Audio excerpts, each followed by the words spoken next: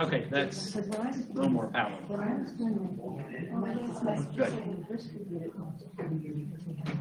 Right.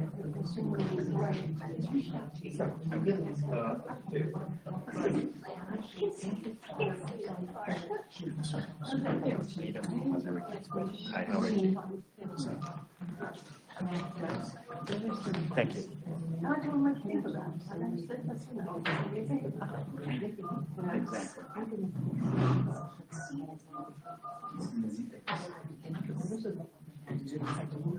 She's trying to do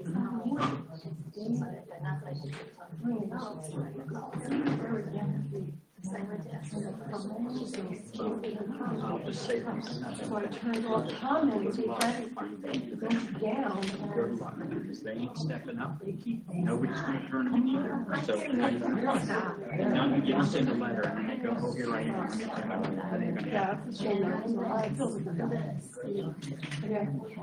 See, that's a different way to do it. Not a letter, not.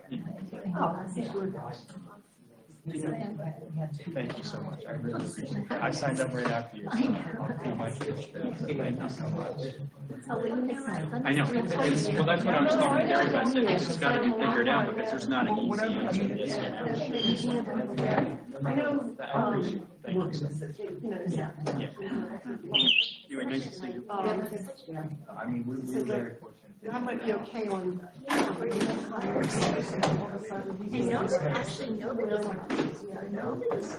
Yeah, so it's fortunate, like a lot of blessings. I had, oh my gosh, I had never. No, I never got it.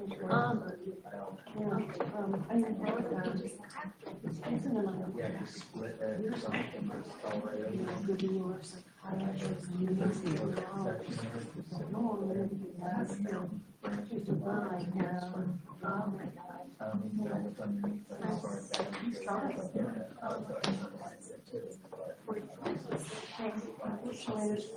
Just when I felt like you were getting above water. Oh, I know. So hard. In the sun. What? And it's really because I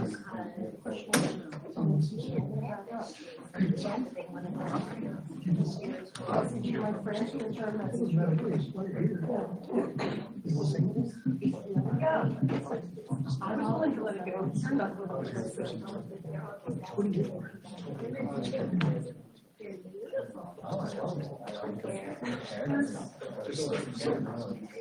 You're well, first of all.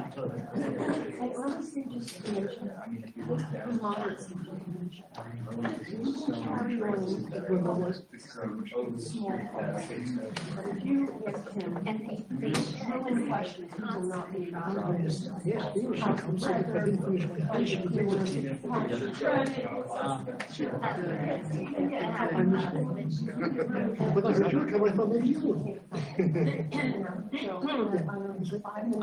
So I just. So I don't. how to Harry.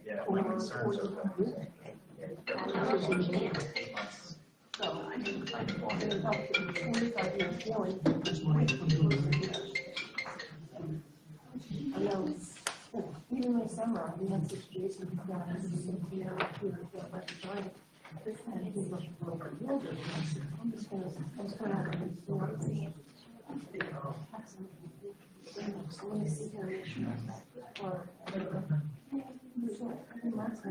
No context now.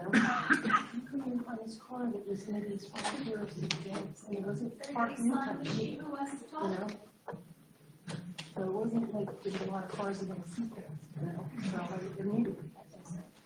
That's all. It looked good. You feel it better? Come back to the dog. Yeah, I don't remember about this. Yeah.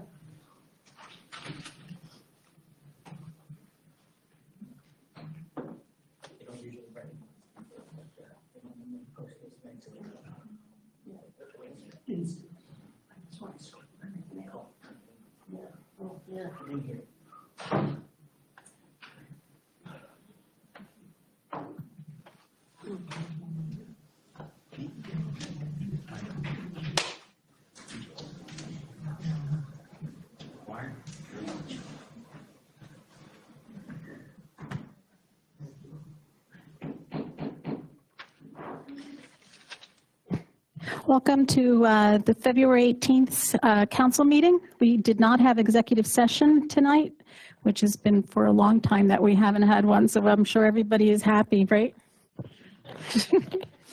Okay, can we just stand up and do the Pledge of Allegiance? Pledge allegiance to the flag of the United States of America and to the republic for which it stands, one nation, under God, indivisible, with liberty and justice for all. Virginia, can you do roll call? Present. Present. Present. Present. Here. Present. Here.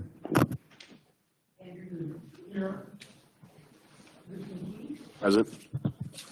And Scott Robinson. He's on the call. Scott?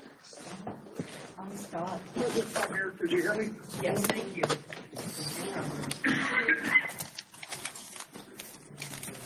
Thank you very much.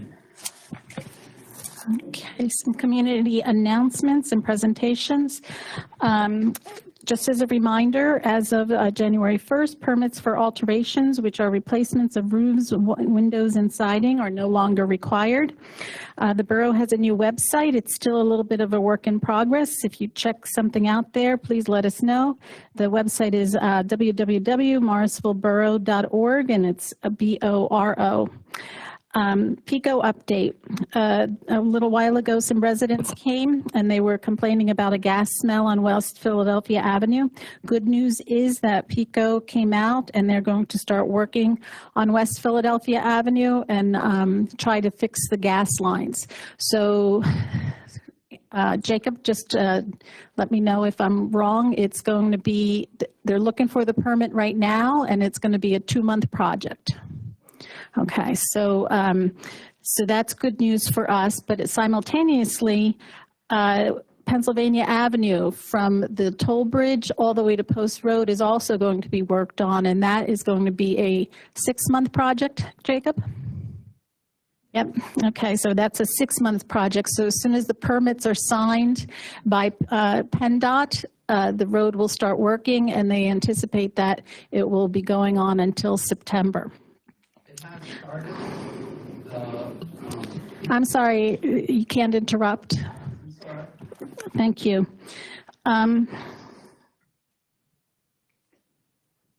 So just as another reminder, Public Works is going to remove one unauthorized stop sign and install a temporary warning sign for the change in traffic patterns as recommended by the borough engineer, located on Crown Street in the northbound travel lanes at the intersection of Crown and Fairview Avenue.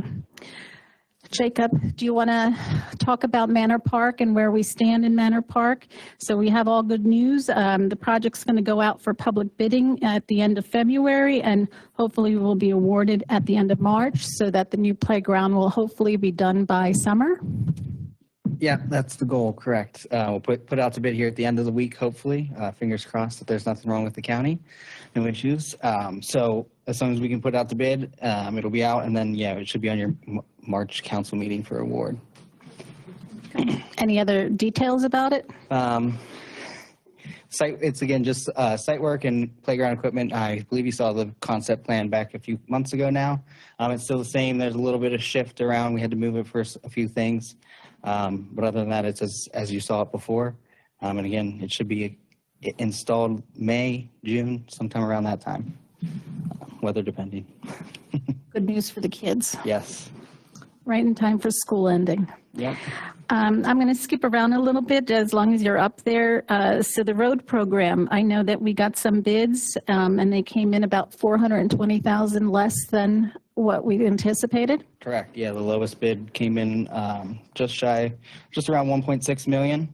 And that was for JDM, and we had issued now the notice of intent to award per the borough RCO, the responsible contractor ordinance. So we have a 30-day review period for them, and then we can award it again at your March meeting. The levy update, so the borough was awarded $212,612 through FEMA hazard mitigation grant for the design engineering to locate the existing wastegate near East Maple to above Trenton Avenue outside the levy limits. Yep. Again, I've mentioned this in my past engineering reports. So as that levy study had gone and continued, 2 construction projects were identified. One was a backflow preventer on East Bridge Street, and the other was this relocation of the wastegate for the canal. We had the funding already for the backflow preventer, and now we were just awarded the design funds for that relocation of the wastegate. So we're working through the paperwork now to get all the grant agreements, and then we can get started on that project as well. That's just, again, for design. Construction would not be until after. But if everything goes to plan, FEMA and PEMA, they would have an open grant application again for construction funds. So what timeline are we looking at here? Roughly? Being with it's a mix of state and federal. We have PEMA and FEMA. So the grant agreement, we were told, should be turned around here in 45 to 60 days.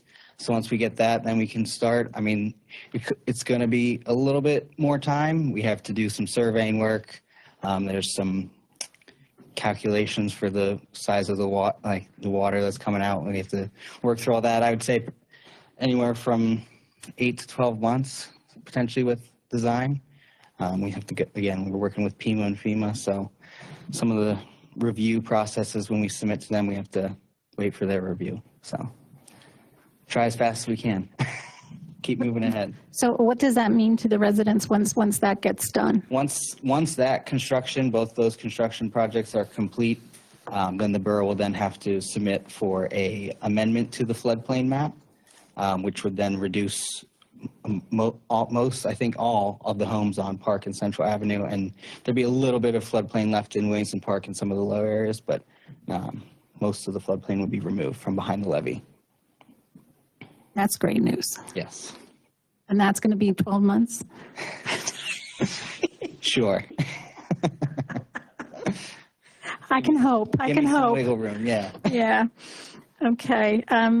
So I know this isn't on the agenda, but we also talked about Patriots Park. Do you want to inform what's going on with Patriots Park? Yeah, so that's one of your agenda items tonight that you'll see before you, and that's to authorize our office to work on the paperwork that's required for the RACP, which is the Redevelopment Assistance Capital Grant, which is through the state. The borough was awarded these funds back in 2020, at the end of 2020.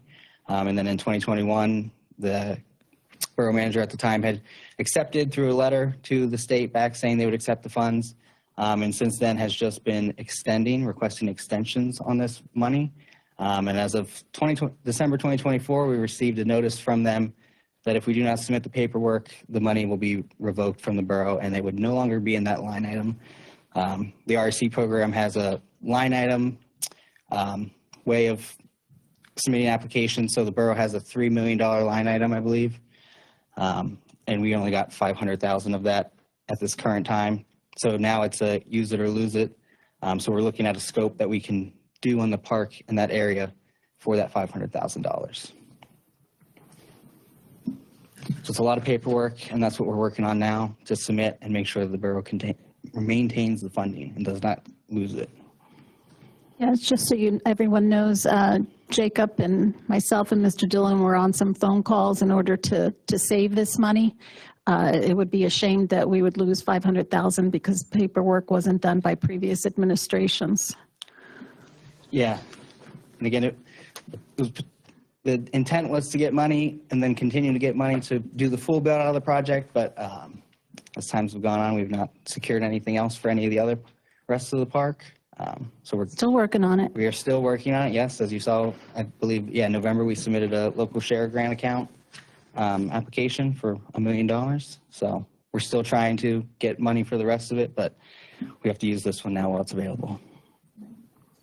I know you're further down in the agenda, but do you have anything else you want to add? Sure, I'll just quick say, so you have on there also an update to that emergency action plan, again, for the levy, and that is a result of some comments we got back from DEP on that emergency action plan, so we just have to re-adopt it, and then we can submit that to FEMA to then get the first initial accreditation for the levee and get it out of the floodplain. So that's on your agenda there. And then the only other one that I have on your agenda from engineering is for a Green Light Go grant application, and that's again for the traffic signal at Pennsylvania and West Trenton Ave. The borough already has an MTF grant funds for that. So this would be in addition to supplement some of the construction costs that has increased since we did those MTF grants. I believe that's all I have on your agenda. Okay, thank you, Jacob. Yep, I'm here for any other questions then. So as a library update, we had put out an application or an advertisement for some new hires, and there were some really great candidates, and we hired 2 new people to work at the library. One is a young girl who wants to be in library sciences, and one is a resident, and they're both excited to start working. As a reminder, the residential rental license permit, Borough Code 400-2, which was adopted 2017, letters are ready to go, and they are going to be mailed out tomorrow. So everyone should be getting the details about that in the letter. So it's being sent to all residents, whether you rent your home or not, but it's all to all residential properties. We have some board openings. If anyone is interested, please send letters of interest to office@Morrisville Borough, boro.org. The library board has some openings coming up, and there's one still opening for the Planning Commission. So we have letters of interest and nominations for the EAC. The term expires 12/25 and 12/27. There were 2 openings. We had a letter of interest from Debbie Colgan, which was dated 1/27, and Kimberly Lawton dated 1/18. So are there any nominations?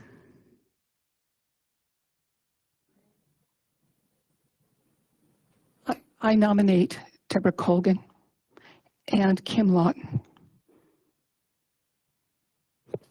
For which terms? Debbie Colgan for the, I'm not too sure which one you're talking about. Expires 12/25 and 12/27. I nominate Debbie Colgan for 12/27 and Kim Lawton for 12/25. Any other nominations?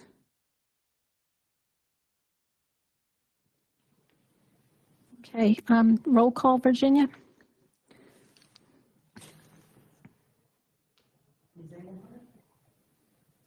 Yay. For both of them.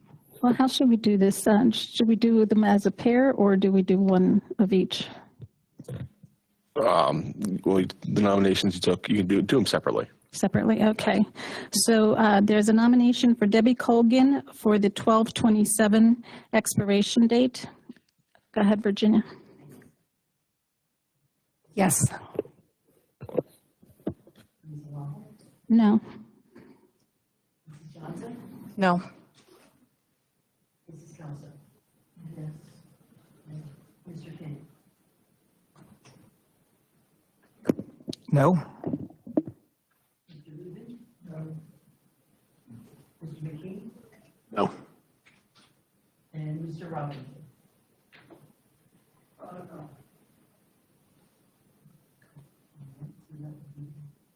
Motion. No, 2 yes. Motion fails. 6 yes. 6 no, 2 yeses. Okay, so the motion fails. Can we do a roll call for Kimberly Lawton for the, do you still want her for the 12/25 or the 12/27? 12/25. 12/25 expiration date. Ms. Grace Engelhardt? Yes. Mrs. Lawson? Yes. Mrs. Johnson? Yes. Mrs. Kelso? Yes. Mr. King? Yes. Mr. Rubin? Yes. Mr. McKee? Yes. And Mr. Robinson?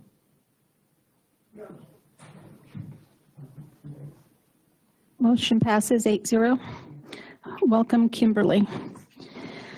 MEDC, there's a term that expires January of 2028. John DeWild is sent a letter of reappointment. Is there any nominations? I'd like to nominate John DeWild for reappointment. Okay. Roll call, Virginia? Ms. Engelhardt? No. Ms. Omal? Yes. Mrs. Johnson? Yes. Mrs. Kelso? Yes. Mr. Kinney? Yes, sorry. Mr. Lubin? Yes. Mr. Ricky? Yes. And Mr. Robinson? Motion passes 7-1. Welcome, John DeWild. Zoning Board, term expires December of, I think that should be, I think that's a typo. We'll check to see what that expiration date is, but Hassan Jalid dated 12/13 and David Gruska dated 1/27. They sent their letters in. I'll make the nomination for Hassan. He's been on the Zoning Board for a while. Can we have roll call? Or is there any other nominations?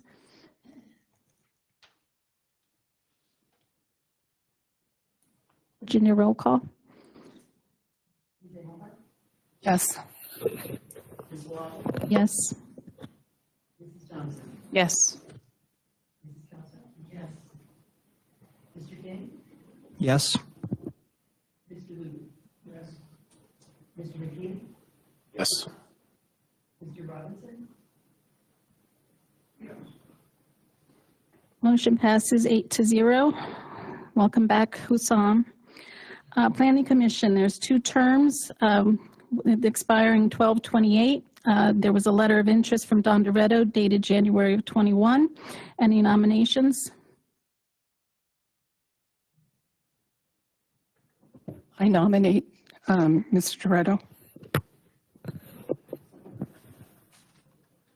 Any other nominations? Roll call, Virginia? Ms. Engelhardt? Yes. Ms. Wall? Yes. Mrs. Johnson? Yes. Mrs. Kelso? Yes. Mr. Kinney? Yes. Mr. Lubin? Yes. Mr. Ricky? Yes. And Mr. Robinson? Motion passes 8-0. Welcome, Don, back to your Planning Commission. Madam President, point of order, were the zoning boards done together? Mr. Gillard and David Gripska? Or were these? There was no second nomination. Oh, okay, thank you for clarifying. You're welcome. Last month, we had talked about using PA state constables to help providing some enforcement services. I know the mayor was going to speak with the chief of police. Is there any updates on that, or do you still need more time? So we did, Chief, thank you for doing his due diligence. He'll speak on it when he gets up for his report, or right now if you like, on how and if we can use the state constables, but it does look like it will not be a good fit for Morrisville Borough at this time. Can we talk about it now?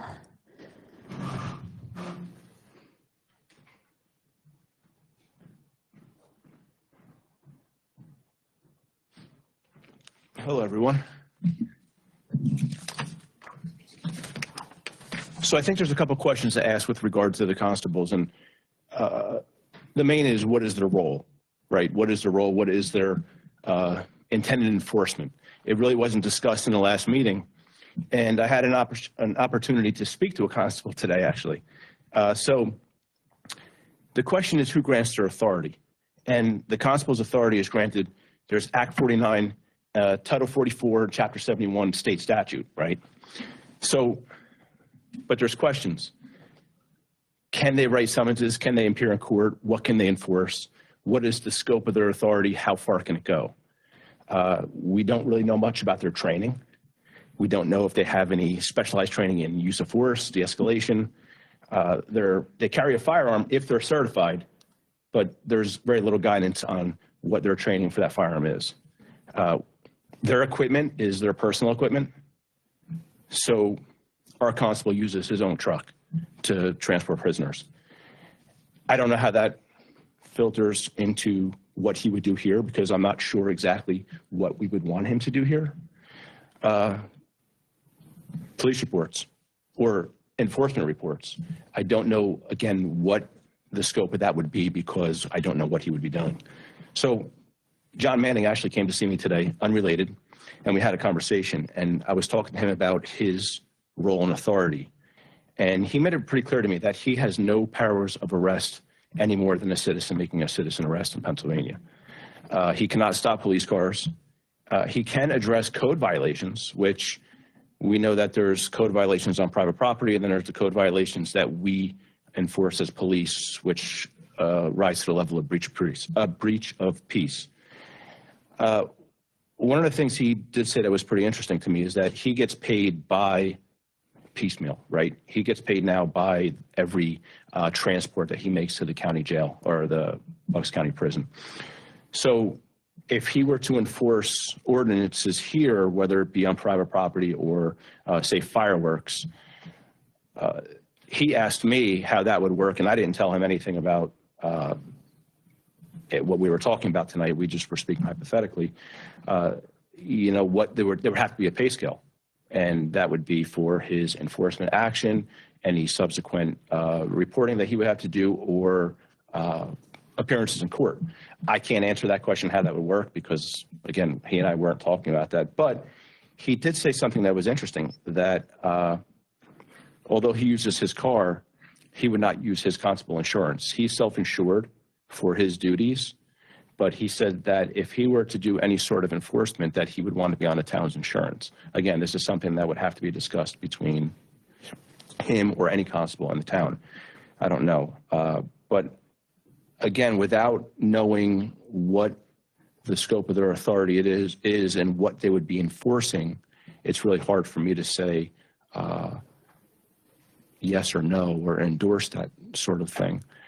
As far as police enforcement, I think he made it pretty clear today that he doesn't have the authority to do that. He cannot enforce Pennsylvania state laws. He is not Act 120 certified, and we really don't know what training he has to become a constable. He doesn't work here in Morrisville for football games, but he can work at the school for security at football games and things of that nature. And if there was a borough event and they wanted to hire him for some sort of crowd control, parking enforcement, that sort of thing, he could do. But there's not really any other guidance out there on what they can do beyond what the state statute reads. Okay. Any questions? No. Would you like me to do the chief's report while I'm here? Yeah, go ahead. Okay. Instead of you sitting up and down. I don't mind. So I always start off with the Part 1 offenses, which are more serious offenses. And our Part 1 offenses were actually down considerably from last year, but our calls for service were about 300 more in January than they were last year. So we've been busier. But what's interesting is 16 of the 19 Part 1 offenses, which are, again, your more serious ones, were theft, mainly theft from vehicles. So again, if I could just remind everybody in the public to lock your doors, please. There are kids that pulling on door handles and looking for change and whatever else are in the cars. We did redirect our patrol strategies and tactics, and we implemented business and residential checks on midnights in various zones. So each officer has to conduct a minimum of 3 checks in different areas. So we're getting out there and we're trying to hit these areas. The last 2 weeks have been better, but we had a few weeks in January that were pretty rough with thefts from vehicles. So please lock your doors. Just a few updates. Our key fobs are up and running. They are working out kinks. Everybody has a fob. I gave them to the mayor. He will give them to the governing body. If there's any issues with the fobs or any of the doors, please let me know. I've been in contact with the owner of the company. We actually have key cards right now. We are getting fobs, but we have key cards. They are working. I believe that tonight everybody was able to get in. We were able to adjust the schedule for the meeting tonight. So there's a couple of different meeting schedules that we have implemented, as well as for holidays when the doors outside aren't open. So it worked Monday. We had a little bit of a hiccup this morning, but we got through it and the doors seem to be working.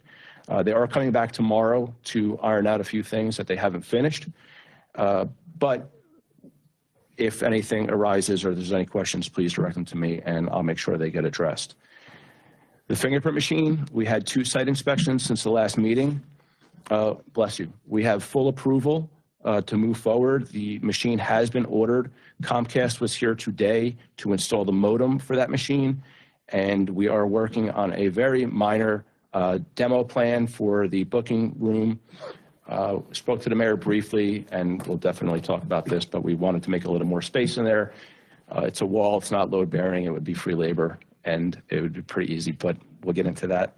The track system, which is the e-citation for our officers to write tickets and conduct complete accident reports in the cars, is up and running. It's running in the Tahoe. We had training last week from the state, and we're in the process of getting that software put on the computers inside so those tickets can be printed and sent over to the court.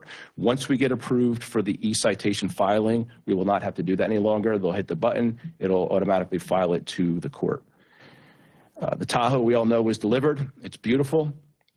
It's been getting out there and getting miles, and you may have seen it with lights on behind a truck or two in the last few weeks. I just want to interrupt, just for the public's knowledge, that Tahoe was donated to us. It wasn't donated to us. They're paying the invoice. They didn't want to come to tonight's meeting, so I don't want to say who it was that did the donation until I have their okay. But that was an $80,000 Tahoe that is specifically for motor carrier enforcement. And they wrote me an email today and they said that they saw one of the officers in the Tahoe pulling over a truck, and they were very happy to see that. Yes. So that's great news for us. That's a huge win to get that donation. It's outfitted, has all the equipment it needs, and it's looking great. It is. It is a beautiful truck. The last thing I have, and it's just with regard to truck enforcement, the officers have been out there and interacting with hundreds of trucks since we started this. As of Friday, there was 206 citations written, just truck enforcement on South Pennsylvania Avenue. This is going to be a work in progress. I did the math. I sat out there months ago and I counted trucks at all the entry points into town, the main entry points. And if you do just some basic math, where I was up over 4,000 or so trucks coming into Morrisville daily. I know that if you've been out to Keystone, they have, I don't even know how many loading docks, but there are tons. So there's a lot of trucks coming in and out of there. The several hundred that we've interacted with, I don't think is enough to make a dent yet. We're continuing. Again, we've redirected some resources. I conducted a couple of details. We're changing up the days on the details, so it doesn't seem like it's a pattern. We have Officer Hallis is coming in to do work specifically for that truck enforcement as well, and we're going to continue to do it each week until we can make that dent and spread that word. Also, just for the public, as everyone knows, Waste Management donated for the last 2 years for a truck enforcement officer, and I spoke with them, and they're willing to donate again this year. So that's another win for us in getting this program going and ensuring the trucks stay off the streets they're supposed to stay off. Yeah, I mean, I get emails and phone calls, which I'm happy to take, but it's going to take a little bit of time because there's just so much traffic that goes in and out of Keystone. And now that new warehouse is being built on South Pennsylvania Avenue, there's just more loading docks, and we need a sign there for them to turn left. Oh, speaking of that also, I've been in contact with Don Santafonte for the last 3 weeks to get signboards, and it doesn't look promising that he's able to get them. Not sure. I talked to the company that made ours because we're having issues with it where some of the panels don't work. and they need us to fire it up and send them a picture of what it looks like so they could diagnose it. That company is in Georgia. They have technicians that are all over the country. However, I have to get them the information. So I spoke to them on Friday, and today I wasn't able to send them pictures. So we're going to see if that's worth salvaging. I think it would certainly help getting those signs down on before Tyburn Road and before Philadelphia Avenue, just to big bright lights to go the proper route.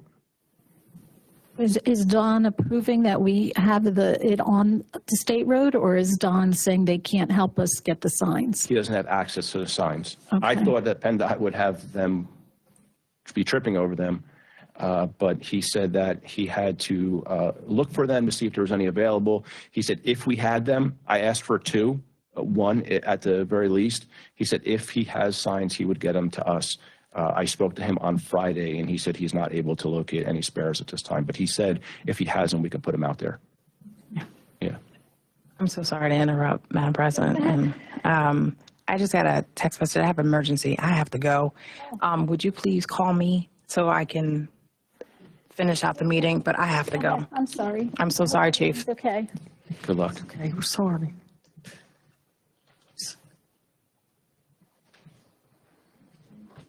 That's all I have if there's no questions. Any questions for the chief? Chief, I have a question. It might be 2 parts. I'm a big proponent of domestic violence, and I don't know if you could disclose, because it's kind of a private thing. I don't know if you get many calls for that in the borough. I'm sorry. Let me know. Okay, it's fine. Okay. I'm sorry. It's okay. I don't know if you get many calls for that in the borough, but my second question is, are the officers trained for that? So to answer your first question, unfortunately, we do. And domestic violence training is something that they receive in the police academy. And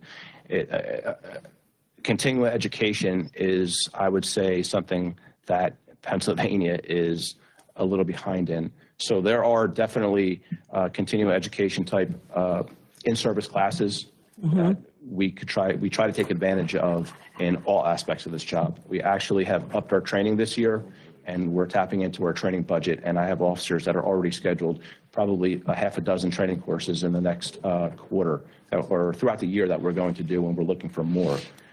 That's something that it's not a call you ever want to go to, but it's a reality, and we do. And we have been lucky enough to have Taylor here as our co-responder because she has access to a lot of resources that's very helpful with domestic violence cases. Often, unfortunately, in a lot of domestic violence incidents, there's underlying problems that lead to the incident that draws us there. So Taylor has been an invaluable resource to help a lot of families in need. And so we're lucky to have her, but that's just definitely an area that we could take advantage of training if it's out there. I actually have a meeting tomorrow with the CAC, which is the Child Advocacy Center, and there it's all encompassing. And, you know, a lot of those cases come from domestic violence. So I'm glad you mentioned that because I'll ask tomorrow to see if there's anything available from Bucks County that we can send our officers to.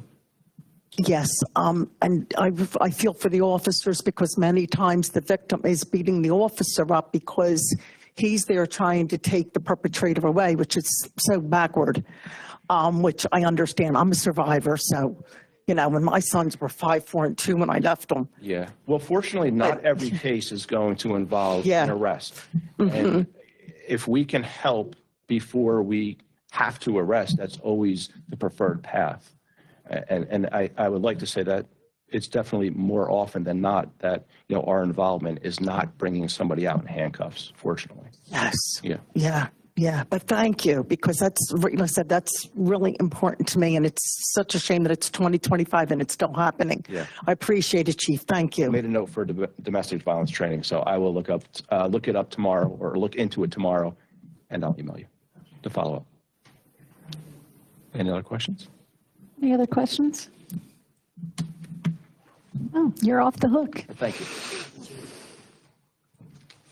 Great. Jacob, you have anything else to add? You're good? All right. Borough Manager report? I'd just like to say a few things.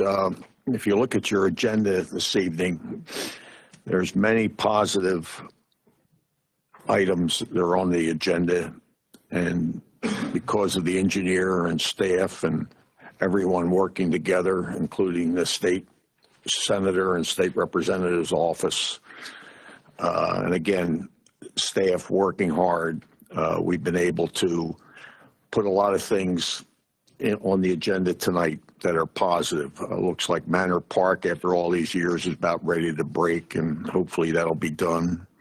The road program, we got excellent bids. I think by getting that many bids, the contractors know that borough's serious and they have the ability to pay.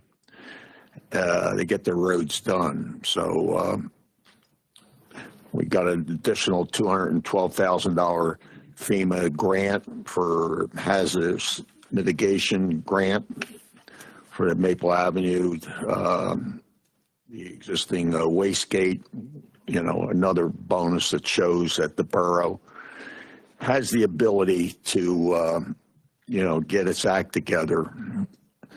The residential, as the council president said, the letters are going out this afternoon, this evening, tomorrow, implementing an ordinance that was adopted by council in 2017, but you never put it into play. And that's to try and get your housing stock, your rental housing stock, to make sure it's safe and that the tenants have a good place and safe place to live. And those items are just mentioned as, announcements by the council president. Some of the action items that are before you this evening are that finally, after many years, it looks like we're going to be able to get the Cloverleaf property, the environmental cleanup accomplished. The motion for a green light grant application is on there because 3-4 years ago, when you got the grant, you didn't implement it. And since then, costs have risen. So you're now stuck with over $100,000 that we're now applying for to see if we get an additional grant. But the idea was not to turn back the $300 and some thousand, because then these agencies will look at you and say they can't implement it. Why give them more money? So I think we're starting to dig ourselves out of a real deep hole. And I think it's a positive step forward. So I just want to try and put it out there and explain to the public that I think everyone's working together, and I see somewhat of a bright future for the town. Thank you, Mr. Dillon. And a lot of that has to do with you. So keep up the good work. We're all working. Okay. Solicitor report. Mr. Dillon kind of addressed the two items we were going to talk about as well, and they're on the agenda here. And if there's questions at that time, we'll talk about them, but mainly the Cloverleaf property and that agreement and what's going on there. So when we get to that, we can discuss it further. Okay. Great. The consent and action items, the consent agenda, approval of council meeting minutes from 1/21/25, approval of the bill list from 1/1 to 1/31/25 in the amount of $203,678.63, approval of the Morrisville Borough Morrisville Business Association Car Show, MBA, with no cost to the borough residents, to be held on Saturday, May 10th from 5 to 7:30 p.m. with a rain date of May 17th, and approval of portions of Washington Street on both sides of East Bridge Street closure from 4 p.m. to 8 p.m., contingent on the MBA working with the Chief of Police and the borough staff to coordinate street closure activities, and approval from PennDOT of East Bridge Street closure. Approval of borough to co-sponsor and waive event fees in lieu of tree planting for Earth Day festivities with Ikaupuli Tlahutsili Hummingbirds of the Earth. The event takes place Saturday, April 19th from 10 a.m. to 4 p.m. at Colvins Ferry Park. John later to coordinate the tree planting. That's always a great event, so please mark your calendars. It's lovely to see, and it's an interesting event that they do every year. Luke, would you make the motion? Moved. Marie, would you second? First and a second. Any comments from the public on the consent items? No? And a comment about the Earth Day celebration. I don't know how many years we've been doing it. Several years, I know, and it's beautiful. So if you haven't gone and seen it, please do. We're so lucky to have that kind of cultural event here in Morrisville, and I'm happy that we're continuing to sponsor it. Thank you. Anyone else? Okay, we have a motion and a second. All in favor, say aye. Aye. Opposed? Abstentions? Motion passes 7-0. Action items. Call for motion to advertise ordinance amendment for Chapter 4. Well, I'm going to do this a little differently. Anybody from the audience have any comments, public comment on action items 11A through 11G? No? Okay, call for a motion to advertise ordinance amendment for Chapter 400, Article 1, rental license permit. Dennis, would you make the motion? So moved. Andrew, would you second? Motion and a second. Any comments? Questions? All in favor, say aye. Aye. Opposed? Abstentions? Motion passes 7-0. Motion to approve indemnification agreement with the Redevelopment Authority of Bucks County and Cloverleaf Morrisville LLC concerning environmental cleanup. I would like to make a comment. I didn't understand your change in the procedure when you announced it. Go ahead.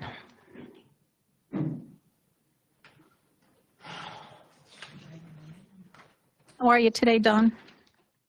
Scattered. I'm reading the wrong thing up.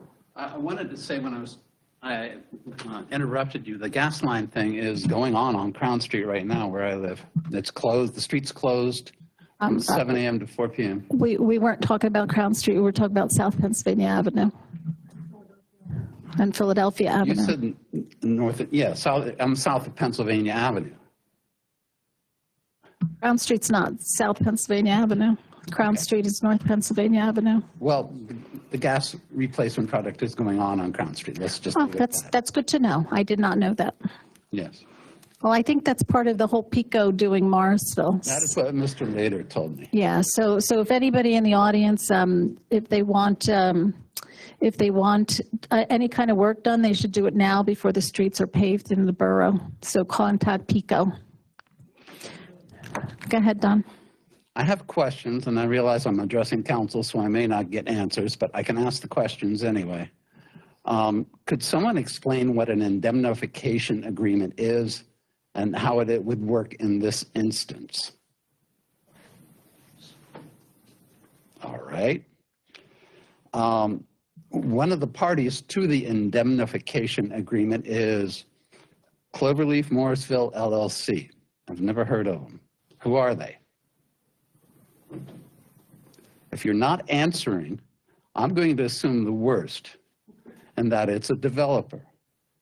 Is a developer a part of Cloverleaf Morrisville LLC? And if not, why are you hiding it? What is the plan for Manor Park after the environmental cleanup? I've read the consultant's report submitted to the RDA for the environmental cleanup. I know what it involves. Personally, I'm opposed to that plan. The property is a former landfill. It's a dump. It has lead in it. It has other toxic materials in it. There's old tires sticking out of the bottom of it. You can grade it out and cover it up all you want, and it's still going to be a toxic dump. So if the plan is for anything other than passive recreation, hiking trails, and the like through it, it would be inappropriate for that property. And you're going to, the environmental cleanup plan for that is to essentially level it, grade it, cover it. And right now, it's at least habitat. You do that, it's not habitat. My fear is McGrath was saying, let's put ball fields there. You're putting ball fields where children will play. That has lead in it. The landfill does. Lead and children do not mix. And why won't you tell the public what's going on? What is going on at the Manor Park? All you're saying is it's being cleaned up. Personally, I don't trust the RDA one bit. They have done nothing good for Morrisville. Okay, your time is up. Thank you. Okay. Okay, council, any questions, any comments? Okay. I just have one question. So as I look at the paperwork, it's from the RDA was that it said it's non-residential. But the zoning could be redone on that to change it, or am I incorrect on that? We're not even there. This is just about the environmental cleanup. Scott, do you have any to say anything? Sure. So I can address some of the questions here. What the indemnification agreement is, you all know, is, as we are aware, part of that parking lot by Manor Park is a part of the same parcel that the Cloverleaf was. When the environmental studies were done, there was looking at it possibly being subdivided. So when they did the environmental studies, they didn't include that entire portion. So what's going on now is the remainder of the portion not being used is ready for the cleanup, but there's still some testing that needs to be done under the parking lot next to the playground. So what we're agreeing to here is we're having them proceed, and the indemnification agreement is to protect the borough in case there's obviously costs to the contractors doing the work.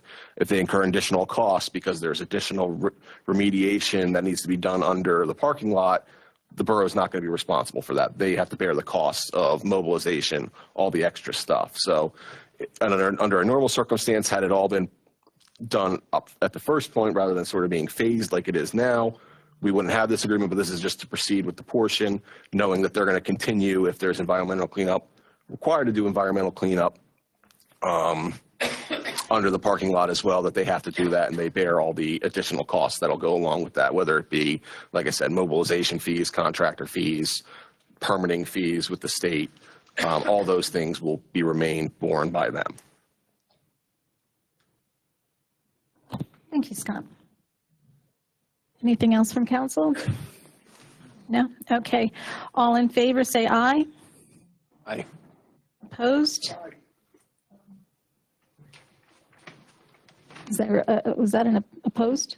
Yeah, that was a no. Oh, Catherine is a no. Abstentions?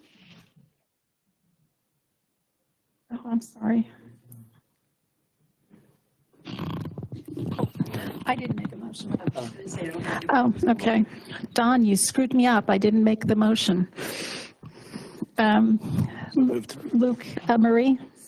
Okay, Luke and Marie. Again, all in favor, say aye. Aye. Opposed? Catherine opposes. Abstentions? Motion passes 6-1. Call for a motion to adopt a resolution to apply for a Green Light Go grant through the Pennsylvania Department of Transportation and designating officials to execute documents for modernization of the traffic signal at Pennsylvania Avenue and West Trenton Avenue. Andrew, would you make the motion? Catherine, would you second? Motion and a second. Any conversation? Any questions? All in favor, say aye. Aye. Opposed? Abstentions? Motion passes 7-0. Call for motion to re-adopt the emergency option plan for the levy based on county comments. Andrew, would you make the motion? Dennis, would you second? Second. Motion and a second. Any comments, questions? All in favor, say aye. Opposed? Abstentions? Motion passes 7-0. Call for a motion to authorize Gilmore and Associates, Inc. to complete all post-award documentation for the borough's redevelopment assistance capital grant in the amount of $500,000 for Patriots Park improvements. Marie, would you make the motion? Luke, second. Second. Motion and a second. Any questions, comments? All in favor, say aye. Aye. Opposed? Abstentions? Catherine is opposing. Patriots Park improvements. Motion passes 6-1. Call for motion to repeal the older version of and adopt the amended emergency action plan for the Morrisville flood protection levy. Dennis, would you make the motion? So moved. Andrew, second. Motion and a second. Any discussion? All in favor, say aye. Opposed? Abstentions? Motion passes 7-0. Call for, we're going to take G off. We were going to approve the amended fee schedule, but it was not able to be completed in time. Just for the public, the fee schedule is going to be more simplified so that the residents would understand, not that they don't understand, but much easier to read. So we'll put that on for next month. Okay, non-agenda public comment. Peggy Walsh.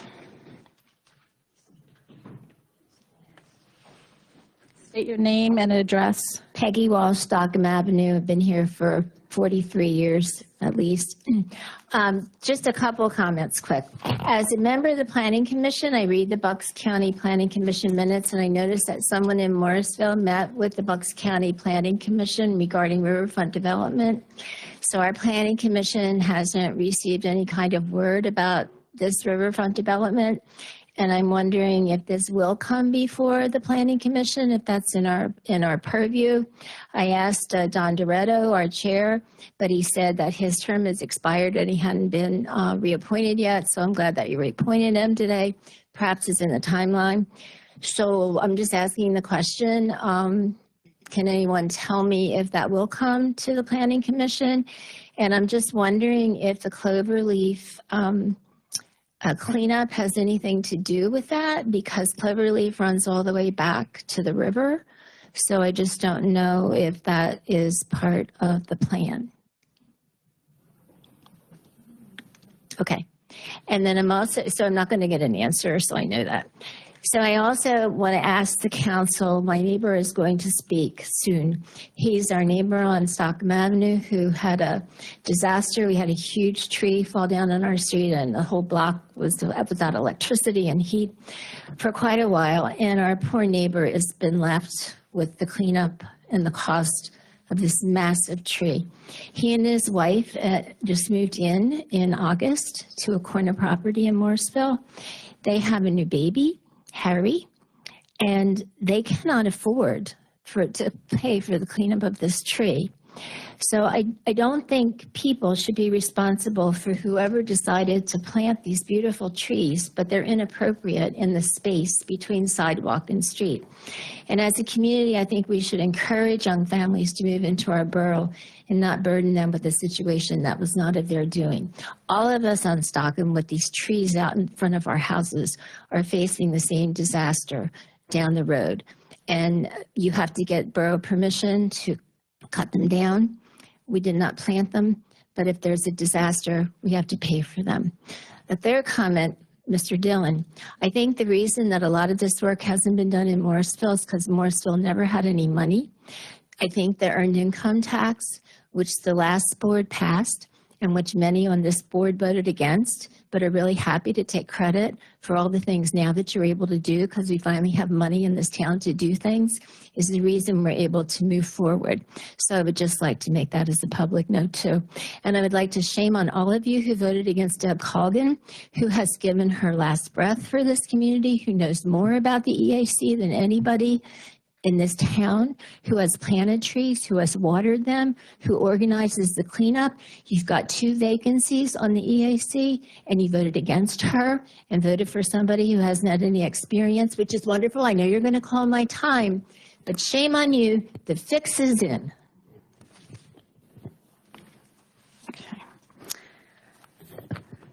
Matt Dietz.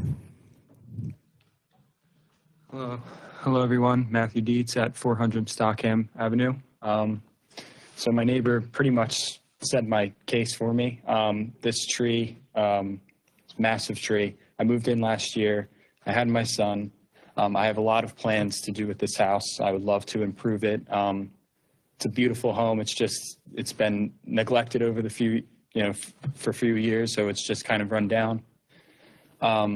So I've had so many plans with this house, and I really would love to improve it and make it better. And with this tree falling down, it really just, I don't have the money. It's really where I'm at with this. I don't have money to take care of this tree, to get rid of it. There's other trees on my property. I'm on the corner. So there's 3 other trees that are gonna go soon. I don't have the money to take care of those. So I know that they're going to fall eventually. So as a last-ditch effort, I come to introduce myself and, get to know the town and see you guys all for the first time. I'm only 26, so this is all very new to me. Yeah, I'm probably going to be done soon, so I don't even know how much time I have left, but this is pretty much it. I feel that, one, I didn't even know that this was a thing. I thought that the borough was responsible for the trees because, I moved in, I speak to my neighbors. A lot of people did tell me that the borough was responsible for the trees. So when it fell, I was expecting it to be taken care of. And then the other thing that the PICO did was, the contractors that they had out, they cut the tree that was on the street. Part of it was on the street, and they picked it up with their crane and put it on my property. So, and from their perspective, they needed to clear the roads so that their trucks could get through and so that they could operate the machinery to clear the lines. But, if that tree had fallen and they cut it on and left it on the street, the borough would have taken it. So now I'm being forced to take care of this entire tree when partially wasn't even on my property. And I'm telling you, I can't even get my arms around it. It's massive. It's 30 feet. There's a 30-foot log on my front yard. I encourage you guys to drive around. It's Franklin and Stockham, right up the road. And then I have a mountain of branches and logs and things, and they're stuck into the ground, and it looks like a bomb went off. So me and my wife have been staying at my mother's house in Bensalem just because we haven't had power, and my baby, it's been cold. So we got power last night, but we still don't have internet. So I've been here. We work out of our home. That's why that's important. It's not that we can't deal without internet. It's just that we can't work without internet. So, yeah, that's pretty much it. It's just a cry for help, essentially. I don't know what to do. If I can't get help from the borough, I am stuck, I guess, paying fines. I don't even know, but it's on the sidewalk. It's pretty much, the whole corner is out of commission. I do want to commend, I forget his name, but one of the workers that came out from the borough, he did go above and beyond and clear the sidewalk along Franklin. I really appreciate that. I know he wasn't supposed to do that, but he did. So I appreciate him for that. It doesn't necessarily solve my problem, but it does solve the borough's problem that sidewalk is now clear. But on Stockham, that is completely, the log takes up the whole sidewalk. So that's my time. Thanks. Sorry about your disaster.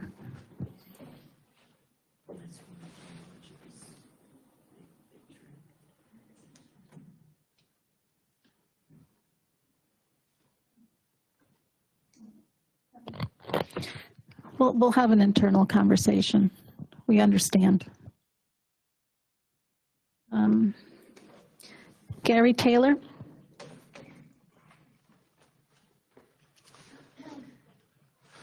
Good evening. There were no agendas up here, so I didn't realize that the numbers you referred to earlier was about the topic about which I plan on talking today. I was wondering how many of you on the Borough Council rent your homes? Anybody? Yeah, well, I was wondering if when the last time was you had a borough inspector walk through your property. I knew I was going to be speaking tonight, so I went and I decided, oh, let me check my property. And there's my fire extinguisher in my kitchen. But guess what? It's got a red on it. We've been in our house for about 15 years, never been inspected because we've owned our house that long.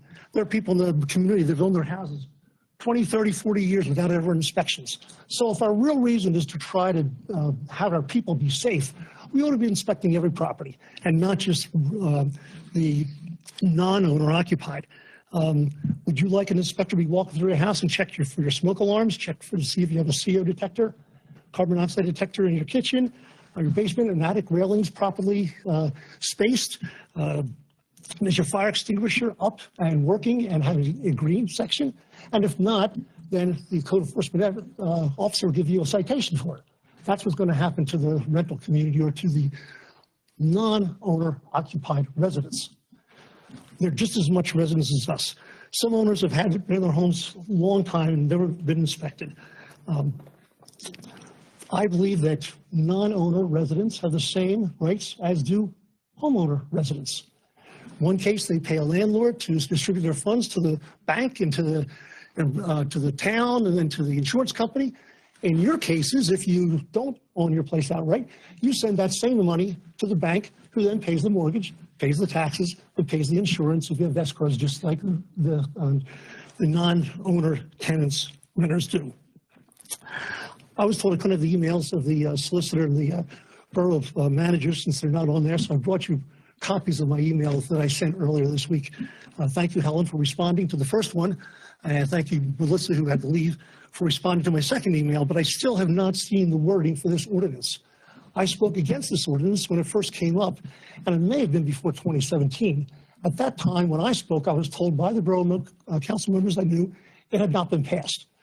If it was passed later on, I'd ask to be notified if it ever came up again so we could speak.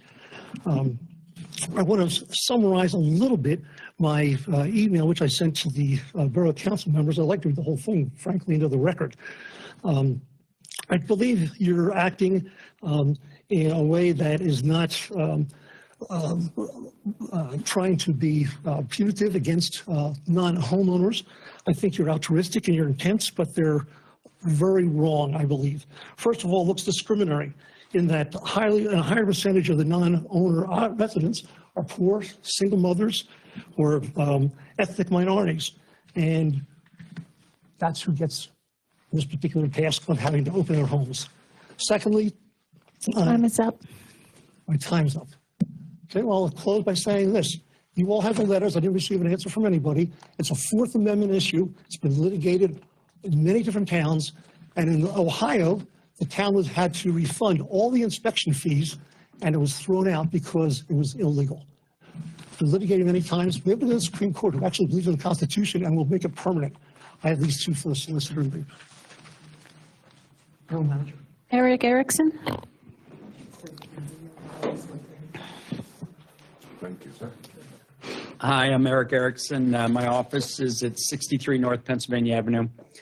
Basically, I don't have much to say from the standpoint of I haven't read the exact wording of the ordinance. As a landlord in town here, I'm obviously concerned about all my expenses. I'm also concerned about making sure that our rental units are up to code, which they are. But I will have to consult, see what the wording is on that. My particular concern would be we have use and occupancy permits now on all of our units. And if they're going to institute an additional inspection for $100 and $50 for a reinspection, to me, that's a little burdensome if I'm already paying for the UNO to the borough, the first time. So I just like to see the wording and exactly how it's going to play out before I can really comment much more on this. So I'll be anxiously awaiting that. Thank you. All right, thank you. Eric, you don't own any homes, residential rental homes, right? Yours are business home rentals. No, I have residential. Oh, you do? Okay. Okay. Is it Kevin Pearson? Good evening, everyone. I'll be short, straight to the point. To just state your name and address. You don't have to say the number. Kevin Pearson, Hamilton Boulevard, Morrisville, PA. My wife and I rent property, meaning we're tenants. All right, we've been tenants since 2018, give or take. So I too am of the opinion that this new mandatory annual inspections is not only invasive, and discriminatory. I believe that it's just an outright intrusive act by the borough. It almost is a superseding reach by the borough to be able to have more rights and authority than landlords and homeowners themselves. I can't think of any benefit that would have for the tenants, the residents of Morrisville, charging us as tenants $100 to come in and inspect our property that we're renting. It would be like me saying, okay, let me come into your home. Let's see what's in your cabinet. Let's see what's in your deep freezer. Let's see what's in your, it's just inappropriate. I mean, I think the borough can put its time and effort in better places. Thank you. Okay, thank you. Anyone else who didn't sign in? Don?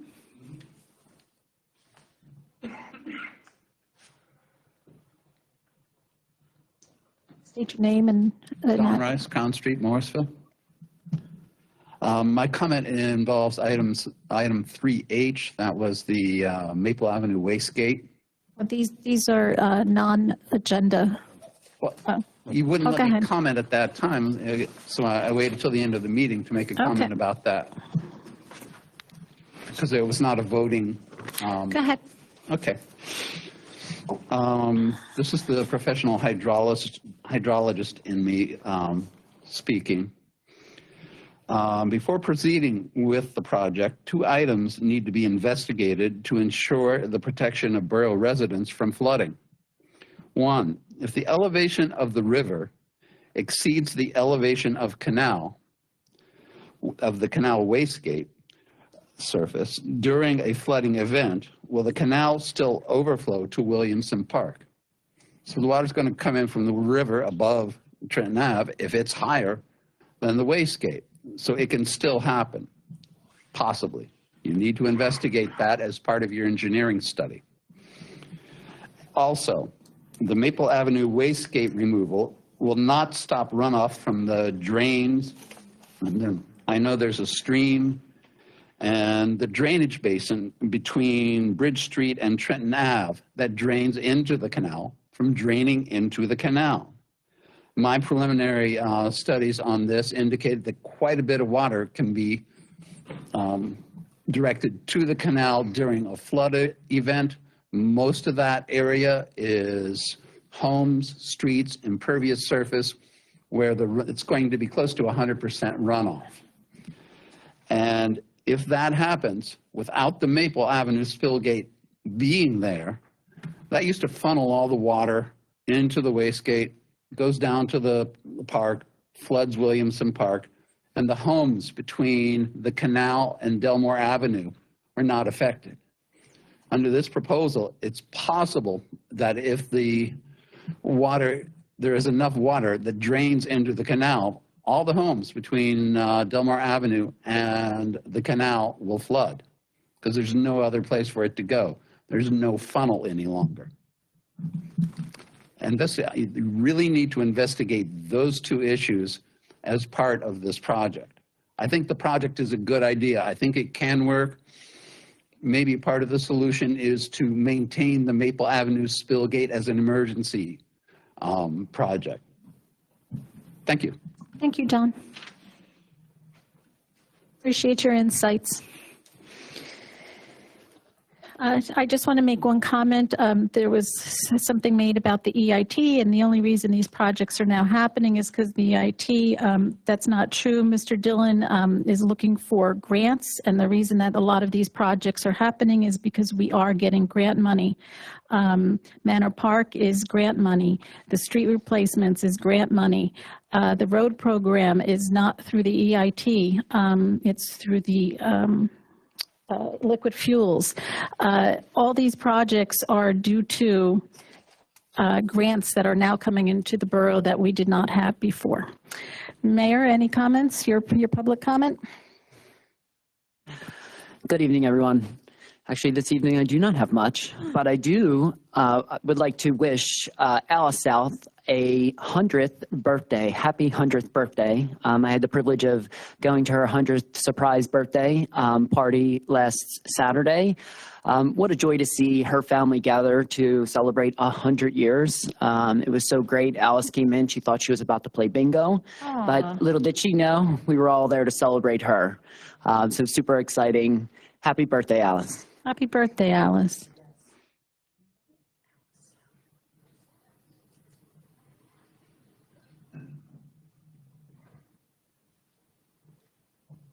Oh, that's it?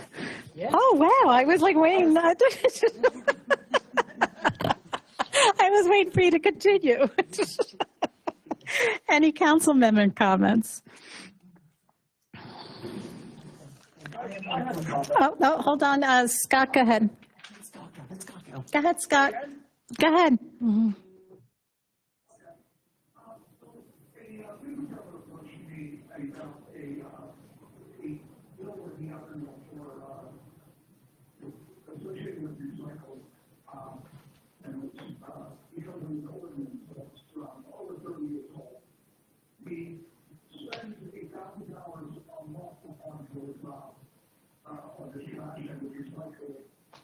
And every January, we get the bill for $200 and some dollars. So we have to sue fees and those properties. We go for two locations. There's one building and location is one building. And he just wants to know why he's paying us. He pays what the might be accounting coming out for the ways and measures, and he understands there's the cost associated with the people, the person coming down, making sure that the help working everything. So the one that helps them down there, then we realize the possibility of that with gas and paying a person to come down and use the help. But he's wondering, like, he was writing a check for $212, I think, or somewhere, it's all over $200 change.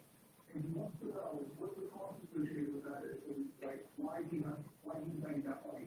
He doesn't understand it. And I look at the ordinance, and when you look at the ordinance, is the one where we started recycling up in Long Beach. And I wanted to give him an answer, but I can't give him an answer. I don't understand how it works. I was sort of,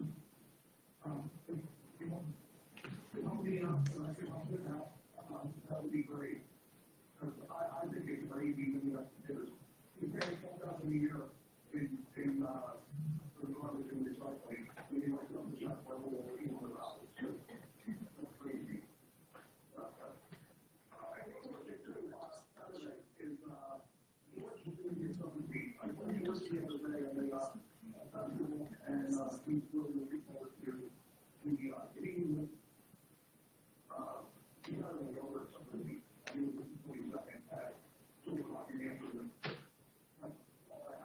You mean George Washington, right?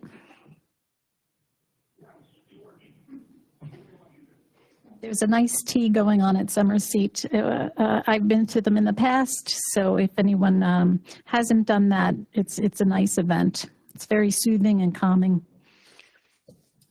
They do a good job. Thank you, Scott. Go ahead, Marie. Yes, when I was running for Fourth Ward candidate, the main thing I ran on was, and I'm really, really serious about this, I would just like everybody in Morrisville to pick the 13th day of each month and go green.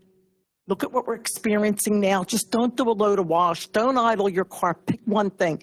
The people that did the solar paneling, God bless you. I myself am going to look into it. Some people can compost, but I'm just asking everyone to please make an effort. It's not for us, it's for our children. We deserve to leave them some type of a decent earth. It's never really about us. We have many generations hopefully coming behind us. So that's all I'm asking. I said the 13th because that's my one and only grandson's birthday.